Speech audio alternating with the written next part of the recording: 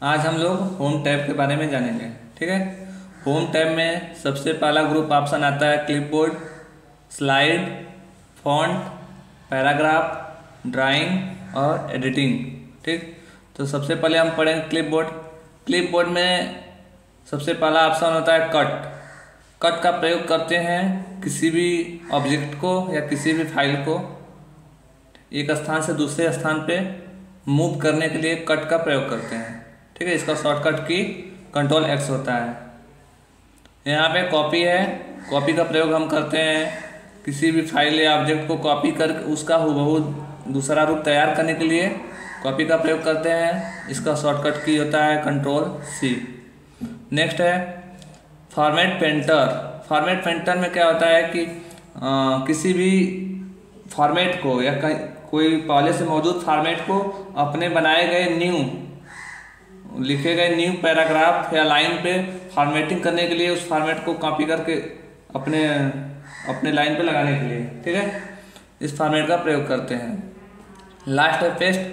Cut और copy किए गए ऑब्जेक्ट या आइटम को पेस्ट करने के लिए या ले जाने के लिए पेस्ट करते हैं। ठीक है। नेक्स्ट चलते हैं स्लाइड में। स्लाइड में है सबसे पहला न्यू स्लाइड। न्यू स्लाइड का प्रयोग करते हैं कि इसको नया स्लाइड लेने के लिए अपने स्लाइड में नया स्लाइड जोड़ने के लिए न्यू स्लाइड ऑप्शन का प्रयोग करते हैं। यदि इसके डाउन एरो पर क्लिक करते हैं तो हमको पहले से बहुत सारे स्टैंडर्ड में लेआउट द्वारा हमको मिल जाएगा। पहले से बहुत सारा लेआउट मिल जाएगा। यहाँ से कोई भी हम लेआउट चयन कर सकते हैं। ठीक है। इसके बाद यहाँ से लेआउट है। लेआउट का स्टैंडर्ड बदलने के लिए हम यहाँ से कोई सा भी लेआउट चूज कर सकते हैं। यहाँ से रिसेट करेंगे। जैसे कि जो भी हम स्लाइड में जो भी हम परिवर्तन किए हुए हैं यहाँ पे या कुछ लिखे हुए हैं, यहाँ से हम चाहते हैं कि पहले जो मेरा ये स्लाइड में लिखा गया है वो पहले जैसा हो जाए। ठीक है। तो इसको हम सुधारने के लिए यहाँ से रिसेट पे क्लिक कर देंगे।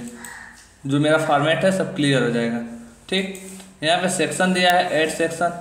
यहाँ पे सेक्शन वाइज हम एडिटिंग कर सकते हैं। जैसे कि इसको हम सेलेक्ट कर लेते हैं यहाँ पे, तो यहाँ पे सेक्शन इनेबल हो गया। ऐड सेक्शन में नया सेक्शन ऐड कर दिए इस प्रकार से। ठीक है। स्लाइड को कई भागों में हम यहाँ से बांट सकते हैं। जैसे डिफ़ॉल्ट सेक्शन है, अनटाइटल्ड सेक्शन है। ठीक। सेक्शन को रिनेम भी कर सकते हैं। यहाँ से डिफ़ॉल्ट सेक्शन का नाम हम यहाँ से चेंज करके बदल सकते हैं स्लाइड रिव्यू। ठीक। इसके बाद इसको हम यहाँ से रिनेम कर देते हैं। ये हमारा हो गया स्लाइड रिव्यू रिनेम।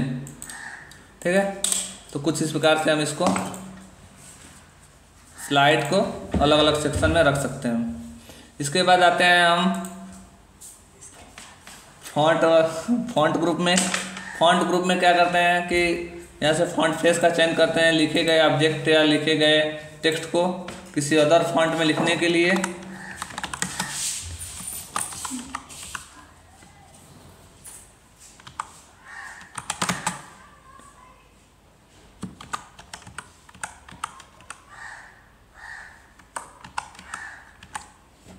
दीप कंप्यूटर इंस्टीट्यूट, इसको हम चाहते हैं अलग ही फॉन्ट फेस में हो जाएगा, चेंज करना है तो यहाँ से हम कोई सा भी फॉन्ट फेस लेकर के बदल सकते हैं।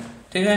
यहाँ से इसका साइज सेट कर सकते हैं रैंडम, जैसे 8, 9, 10, 10.5, 11, 12, फिर 2 के एवरेज में यह बढ़ रहा है। तो इस प्रकार से इसको हम यहाँ से परिवर्तित कर सकते हैं। या फिर यहाँ से ग्रो फॉन्ट, श्रिंक फॉन्ट करते हैं तो ये भी साइज से रिलेटेड है, लेकिन यह ग्रो फॉन्ट 2 के एवरेज में ले जाएगा। ठीक है। इसके बाद है क्लियर फॉर्मेटिंग। इस पर किया गया फॉर्मेट को अगर क्लियर करना चाहते हैं हम तो इसका चयन करते हैं क्लियर फॉर्मेटिंग का। लिखा गया टेक्स्ट पहले जैसे डिफ़ॉल्ट रूप में आ चुका है। इसके बाद यहाँ बोल्ड का प्रयोग करते हैं। बोल्ड फॉर्मेट है, इसका शॉर्टकट की कंट्रोल भी होता है।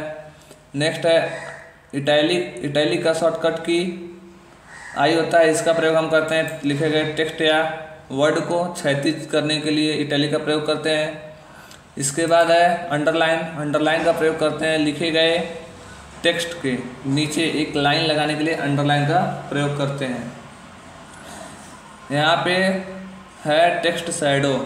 अपने लिखे गए टेक्स्ट में शैडो लगाने के लिए टेक्स्ट शैडो ऑप्शन का प्रयोग करते हैं। ठीक है। इसके बाद है स्ट्राइक थ्रू का प्रयोग करते हैं लिखे गए टेक्स्ट को सेंटर से लाइनिंग देने के लिए या बीच से काटने के लिए स्ट्राइक थ्रू का प्रयोग करते हैं। यह एक अलग ही फॉर्मेटिंग होता है। यहाँ पे है टेक्स्ट स्पेसिंग। टेक्स्ट स्पेसिंग का प्रयोग करते हैं हम यहाँ से कि लिखा गया जो टेक्स्ट है इसको कितना पास रखना है या दूर रखना है। तो अगर पास रखना है तो टाइट रख देंगे या वेरी टाइट करेंगे तो टेक्स्ट लिखा गया टेक्स्ट पास हो जाएगा। यदि दूर करना है तो लूज कर देंगे तो लिखा गया टेक्स्ट क्या हो जाएगा, दूर हो जाएगा। यहाँ पे है केस, चेंज केस, यानी लिखा गया जो सेंटेंस हमारा है, लिखा गया जो टेक्स्ट या वर्ड है उसको किसी भी केस में परिवर्तित करने के लिए, जैसे कि पहला लेटर बड़ा रहे बाकी सब छोटा रहे, या फिर लोअर केस का चयन करते हैं पूरा लिखा गया टेक्स्ट जो है छोटा रहे। अपर केस का प्रयोग करते हैं सभी टेक्स्ट बड़ा हो जाए। कैपिटलाइज इच वर्ड का प्रयोग करते हैं कि लिखा गया टेक्स्ट का प्रत्येक वर्ड का पहला लेटर बड़ा हो बाकी सब छोटा हो जाए। और उसका just opposite toggle case. Toggle case में प्रत्येक पहला वर्ड छोटा रहेगा और लास्ट का छोटा वर्ड बड़ा रहेगा। इस प्रकार से इसका चयन करते हैं। अब आते हैं हम यहाँ पे पैराग्राफ। पैराग्राफ में दिया है बुलेट्स।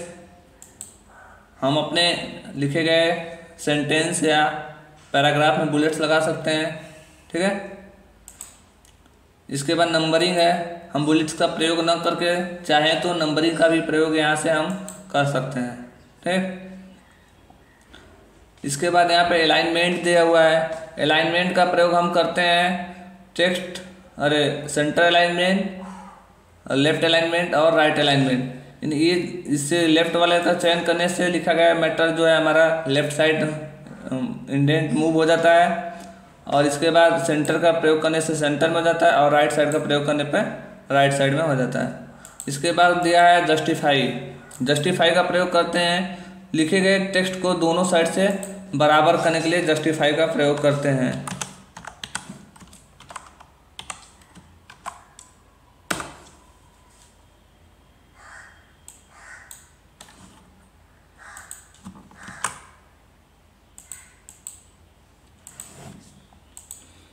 ठीक है। अब यहाँ पे आपको मिलेगा इंडेंट, हैंगिंग इंडेंट, जिसमें कि लेफ्ट इंडेंट है और राइट इंडेंट है। तो हमको इंक्रीज इंडेंट का अगर चयन करते हैं लिस्ट लेवल में तो हमारा लिखा गया मैटर क्या होता है कि राइट साइड में मूव होगा। यदि इसको हम वापस लाना चाहते हैं तो लेफ्ट साइड का इंडेंट को सेलेक्ट करते हैं जिसमें कि डिक्रीज हो जाएगा हमारा लिखा गया मैटर।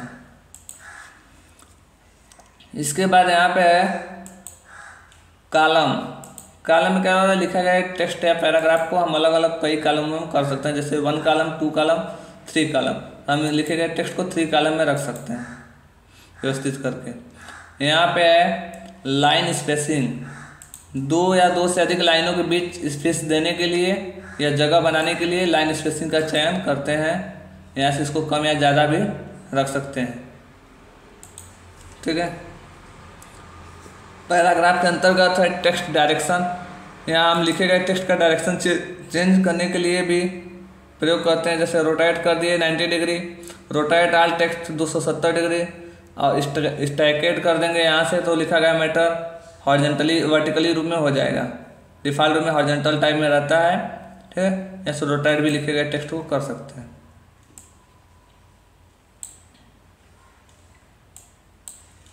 कुछ इस प्रकार से।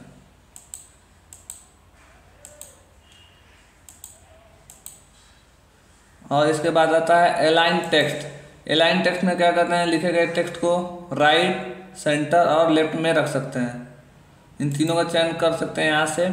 और कन्वर्ट टू स्मार्ट ऑब्जेक्ट, जिसमें कुछ रैंडम वर्डों को या कुछ जो ज़रूरी वर्ड है उसको सेलेक्ट करके हम उसको क्या कर सकते हैं यहाँ से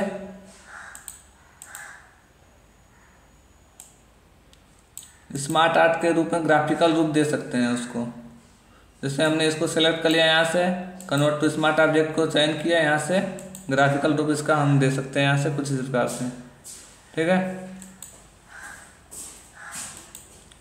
ये हो गया लिखा गया टेक्स्ट कुछ इस प्रकार से 3D के रूप में भी हम रख सकते हैं। अब यहाँ पे आते हैं होम टैब में हमको मिलेगा ड्राइंग। ड्राइंग वाले में हमको सबसे पहले मिलता है शेप। शेप का चयन हम करते हैं अलग अपने डॉक्यूमेंट में अलग अलग अपने स्लाइड में अलग अलग शेप को सेलेक्ट करने के लिए शेप का चयन करते हैं यहाँ से, ठीक है। कोई सा भी शेप ले सकते हैं, शेप का चयन करते हैं। यहाँ से फॉर्मेट का टैब खुल गया है, यहाँ से भी हम इसको चेंज कर सकते हैं और इसको फॉर्मेट कर सकते हैं, ठीक है।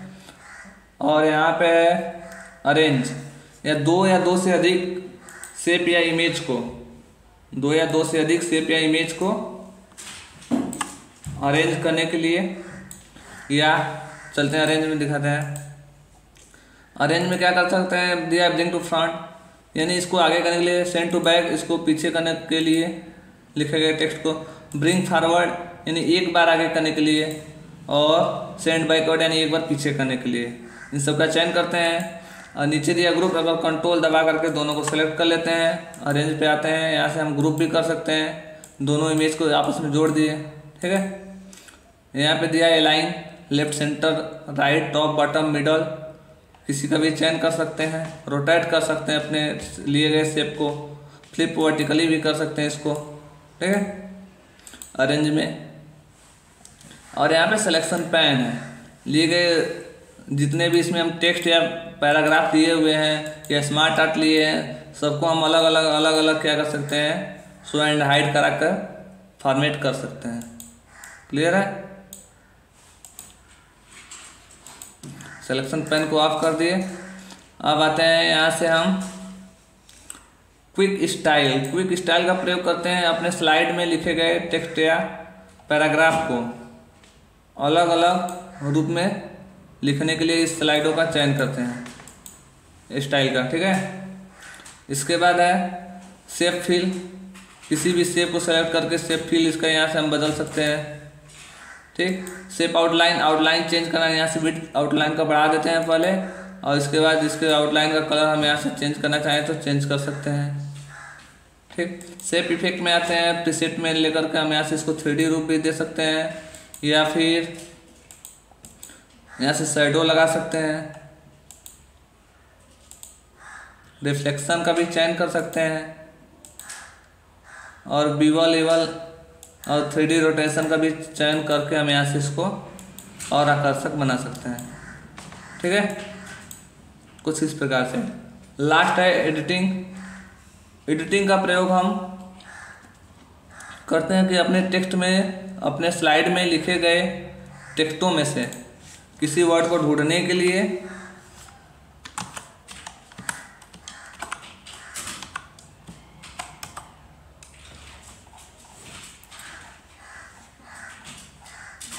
ठीक है, किसी वर्ड को ढूंढने के लिए, जैसे हमने यहाँ पे टेक्स्ट लिखा हुआ है और हम यहाँ से फाइंड करते हैं किसी ऑप्शन को, हम सोचते हैं हम अगर चाहें तो द कहाँ लिखा है तो हम उसको फाइंड करें, तो ऐसे हम फाइंड नेक्स्ट पे क्लिक करेंगे तो जितना भी रहेगा द लिखा हुआ मैटर वहाँ पे हमको मिल जाएगा, ठीक है। तो क्लोज करते हैं।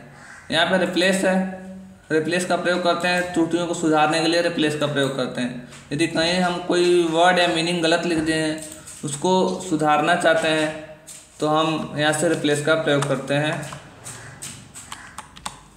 ठीक है। जैसे कि इसको हम यहाँ से रिप्लेस ऑल कर देंगे, लिखा गया सारा मैटर मेरा क्या हो जाएगा, रिप्लेस हो जाएगा।